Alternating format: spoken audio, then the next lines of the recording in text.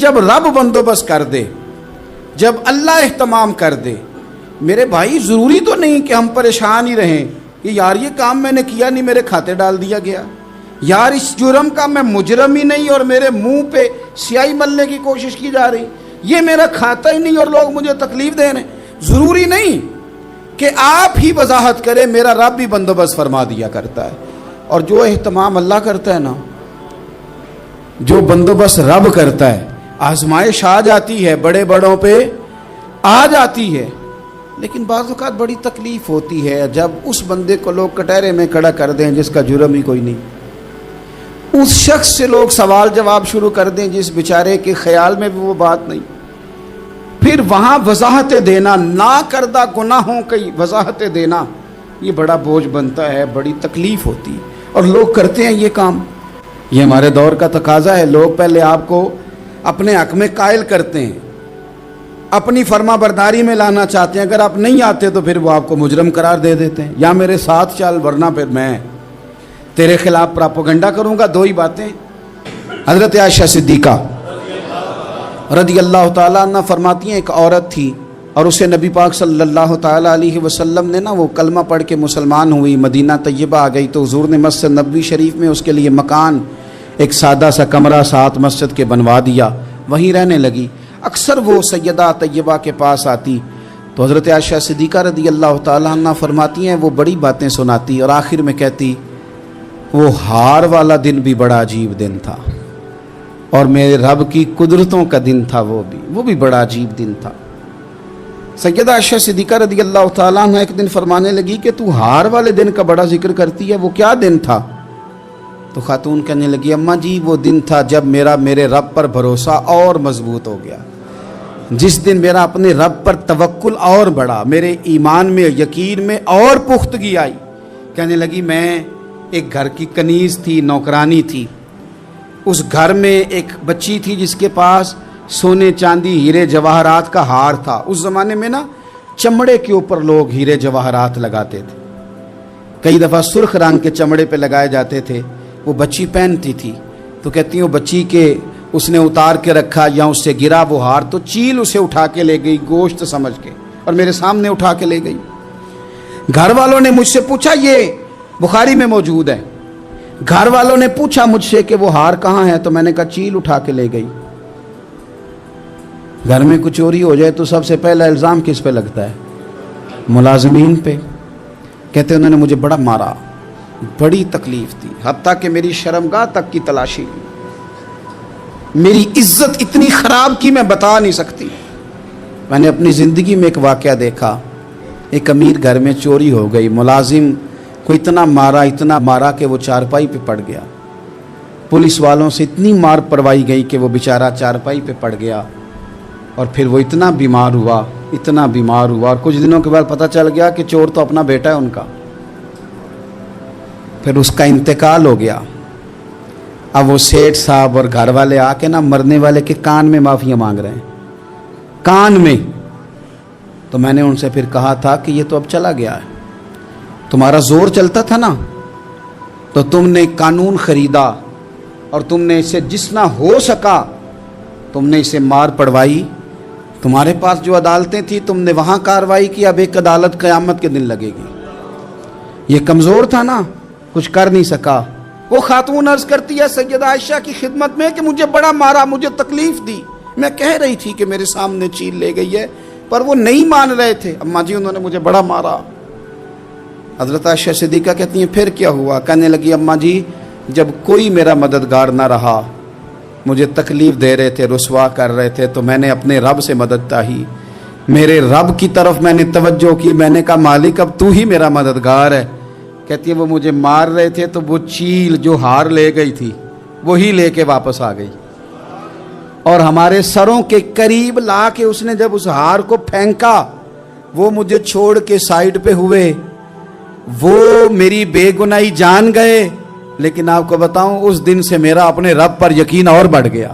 جب انسان پورا ٹوٹ جاتا ہے اور جب کوئی چاروں جانب اس کا مددگار نہیں ہوتا تو رب تو ہوتا ہے نا، اللہ تو اس کا مددگار ہوتا ہے نا، وہ تو پھر اپنے اس بندے کی مدد کرتا ہے نا، پھر وہ تو توانائی دیتا ہے نا، وہ تنہا نہیں چھوڑتا، وہ تو آنسوؤں والوں کے آنسوؤں پہ بڑا کرم فرماتا ہے، وہ تو قسم پرسی میں آ جاتا ہے، اس کی رحمت بڑھ کے استقبال کر لیتی۔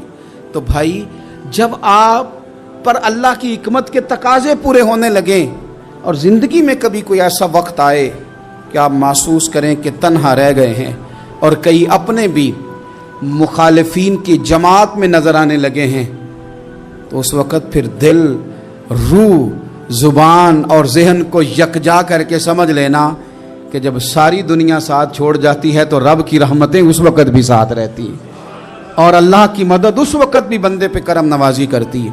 حضرت عبداللہ ابن عباس فرماتے ہیں میرے نبی پاک علیہ السلام نے میری تربیت فرمائی، حضور نے میری تربیت فرمائی، اور محبوب پاک علیہ السلام نے فرمایا عبداللہ یاد رکھنا، یہ نوجوان دوست میری بات لکھ لیں، پریشان لوگ میری بات لکھ لیں، جن کے پاس قوت فیصلہ نہیں وہ اس بات کو لکھ لیں۔ حضرت عبداللہ ابن عباس فرماتے ہیں میرے نبی پاک علیہ السلام نے مجھ سے فرمایا تھا عبداللہ سن، اگر ساری دنیا مل کے تیرا کوئی نفع کرنا چاہے کر نہیں سکتی جب تک میرے رب کی رضا نہ ہو، اور فرمایا ساری دنیا مل کے تیرا کچھ بگاڑنا چاہے تو عبداللہ بگاڑ نہیں سکتی جب تک رب کریم کی حکمت کا تقاضا نہ ہو۔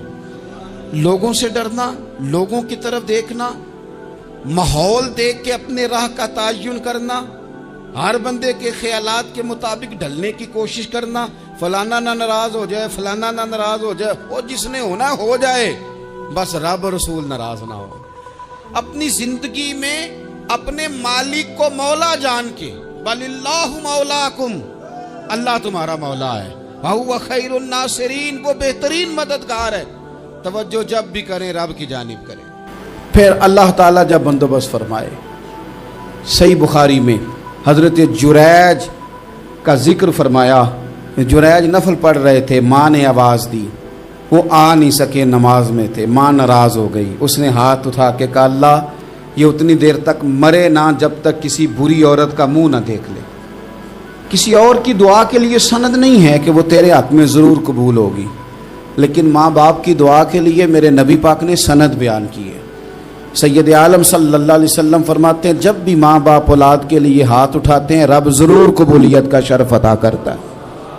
تو جہاں سند موجود ہے نا، کچھ افتتاح باجی سے بھی کرا لینے چاہیے، کچھ کام شروع کرنے سے پہلے صرف اماں سے ہی دعا کرا لینی چاہیے، یہ والا افتتاح بھی بڑے کام کا ہے کیونکہ یہاں سند بیان کر دیا میرے نبی کریم۔ تو جناب جریج کی ماں ناراض ہو گئی، کہنے لگی اللہ اس نے میری بات نہیں سنی، اب تھے تو وہ نیک لیکن رب کریم کی حکمت کا تقاضا ہے، ماں کی دعا کو بھی قبول کرنا تھا، اللہ نے آزمائش میں مبتلا کر دیا۔ والدہ تو چلی گئیں، وہ ایک خیمے میں، ایک کٹیا میں، ایک جھونپڑی میں عبادت کرتے تھے، اللہ کو یاد کرتے تھے، رب رب کرتے تھے، اور لوگ ان کی بڑی تعریف بھی کرتے تھے، لوگ ان کے ارادت مند بھی تھے، عقیدت مند بھی تھے، اہل محبت بھی تھے۔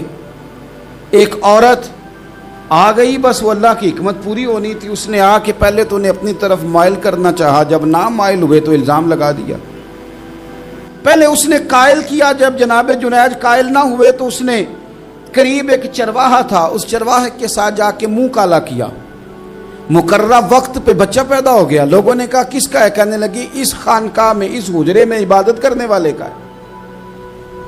اگر کسی دیندار پر ذرا سا بھی الزام لگ جائے تو آپ یقین کریں کہ بڑے بڑے خوفناک لوگ بھی نیک ہو جاتے ہیں، جن کا اپنا سارا ماضی کالا سیاہ ہو وہ بھی اجالوں کے راہبر بن جاتے ہیں، جن کی اپنی زبانیں ساری زندگی آلودہ رہی ہوں وہ بھی بڑے بڑے اعلیٰ سچ بولنے لگتے ہیں۔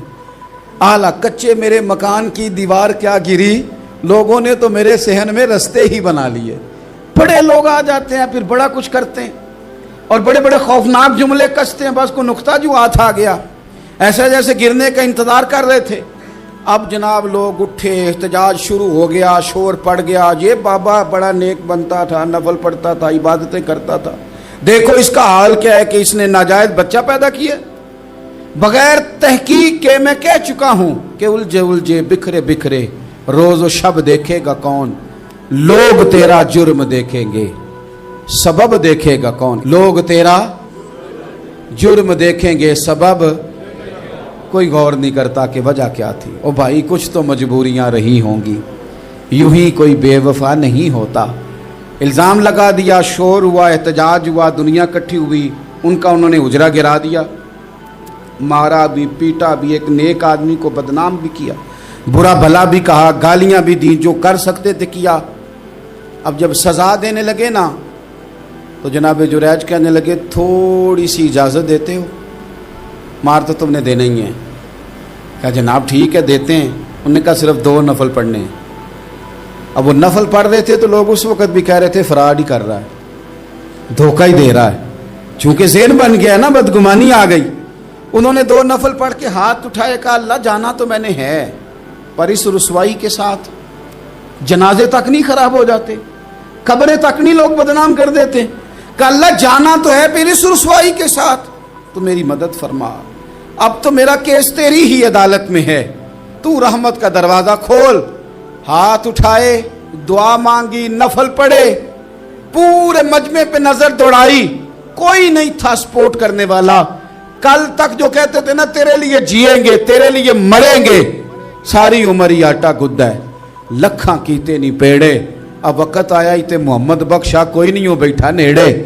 एक बंदा भी नहीं था, वोटर सपोर्टर साथ देने वाला कोई नहीं था. तो जनाब जुनैज बच्चे की तरफ इशारा करके कहने लगे कोई नहीं बोल रहा, तू ही बोल के बता दे तेरा बाप कौन है, तू ही बोल के बता दे कौन है. अल्लाहु अकबर.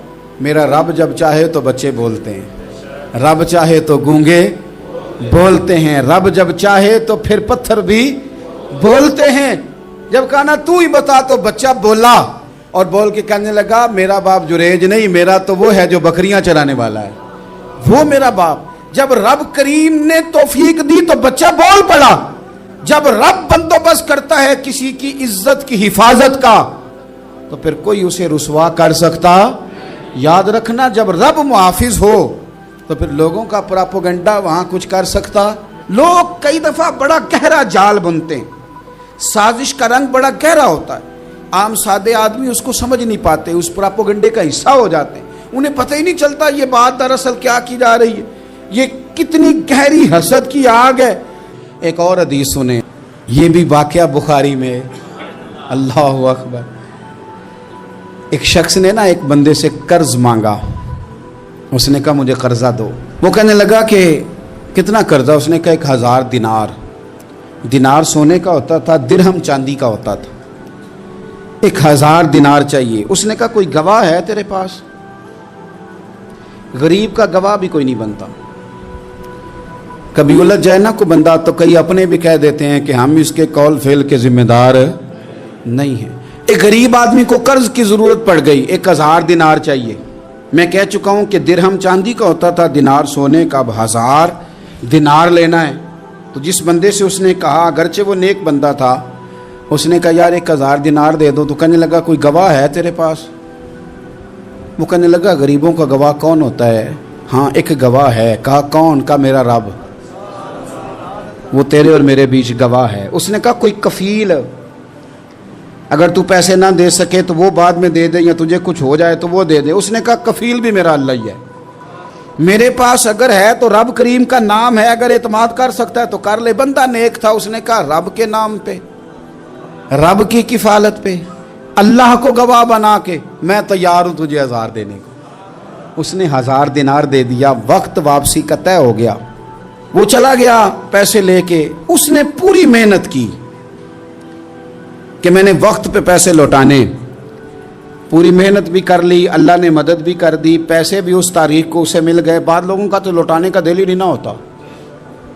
फरमाया हदीस पाक में कि तू लौटाने का इरादा कर, रब तेरी मदद भी फरमाएगा. लेकिन यहाँ बहुत सारे लोग कहते हैं खैर है, इरादा ही नहीं. तो फिर जिस तरह का बंदे का गुमान हो, रब भी उसी तरह का मामला फरमाता है.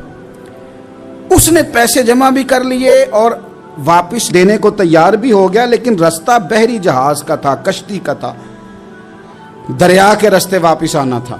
अब वो जब आ गया दरिया के किनारे तो बड़ी कोशिश की, पर वहाँ उसे कोई कश्ती नहीं मिली. वक्त पे पैसे लौटाने हैं, सफ़र करना है, अब सवारी मुयस्सर नहीं है. सोच सोच के परेशान था कि मैंने तो अल्लाह के नाम पे लिए.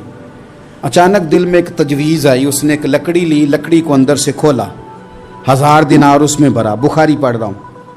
اور ساتھ ایک خط بھی لکھا کہ یار میں پیسے پہنچانا چاہتا تھا پر مجھے کوئی چیز نہیں ملی دریا کے اس پار آنے، اللہ کے نام پر تیری طرف روانہ کر رہا ہوں۔ اور یہ کہہ کہ وہ لکڑی دریا میں رکھ دی، وہ لکڑی ڈوب گئی ہے، واپس آ گیا۔ وہ جس نے پیسے لینے تھے وہ عین مقررہ وقت پر دریا کنارے آیا۔ صبح سے سرے شام تک اس نے انتظار کیا، دل ڈھلنے لگا تو دل میں خیال آ گیا کہ یار نہیں، اس نے دینے ہی نہیں، جھوٹا وعدہ کر گیا، پہنچا ہی نہیں وقت پہ۔ اب جب واپس لوٹنے لگا تو اچانک دریا میں ایک لکڑی تیرتی ہوئی دکھائی دی۔ کہنے لگا لے جاتا ہوں، شام کو روٹیاں پکانے کے کام آئے گی، ایندھن بنا کے جلا لوں گا، ہنڈیا پک جائے گی۔ لکڑی اٹھا کے جلانے کے لیے گھر لایا، گمان تھا کہ وہ نہیں آیا وعدہ کر کے، اللہ کو کفیل اور وکیل بنا کے اور گواہ بنا کے پھر بھی نہیں آیا۔ لکڑی لے کے گھر گیا، بخاری ہے، اور جب اس کو چیرا نہ کہ میں اس کی آگ جلاؤں گا، کھولا تو اندر سے 1000 دینار بھی نکل آیا، خط بھی نکل آیا۔ اب ذرا سمجھنا، اس کے دل میں بات کس نے ڈالی کہ تو لکڑی میں پیسے ڈال دے؟ اللہ نے۔ اس بندے کو مقررہ وقت پہ کنارے بھیجا کس نے؟ لکڑی صرف اسی کے ہاتھ آئی تو یہ بندوبست کیا کس نے؟ اللہ نے۔ گھر جا کے چیری تو پیسے بحفاظت اس تک پہنچائے کس نے؟ تو پھر ہمیں بھی توجہ اللہ کی جانب ہی کرنی چاہیے، ہمارے پہ دل کی توجہ رب کی طرف ہی ہونی چاہیے نا، ہمیں ادھر ادھر جانے کی، دیکھنے کی، بندوں پر غور کرنے کی ضرورت کیا ہے؟ وہ پیسے پہنچ گئے، یہ وہاں اپنی جگہ پہ پریشان تھا، اس نے 1000 دینار اور جمع کیا۔ پھر دوبارہ ایک دن دریا کنارے آیا، کشتی مل گئی، بیٹھ کے اپنے اس بھائی کے پاس آیا، کہنے لگا دیکھنا مجھ پر بدگمان نہ ہونا، پیسے اس تاریخ کو بھی جمع کر لیے تھے، دریا پہ آیا تھا پر کشتی نہیں ملی تھی، پھر میں نے نا لکڑی میں ڈال کے خط ڈال کے تیری طرف بھیج بھی دیے تھے، لیکن آج میں پھر لے کے آ گیا ہوں۔ وہ کہنے لگا خوش ہو جا، جس رب کو تو نے میرا اور اپنا گواہ بنایا تھا اس رب نے میرے تک پہنچا بھی دیے ہیں۔ جب لوگ اللہ کو گواہ بناتے ہیں، رب کی جانب اپنی توجہ کرتے ہیں، اپنی چاہتوں، خواہشات اور اپنی ساری چٹھیاں اپنے رب کریم کی رحمت کی طرف روانہ کرتے ہیں، پھر اللہ اپنے بندوں کو مایوس نہیں کرتا۔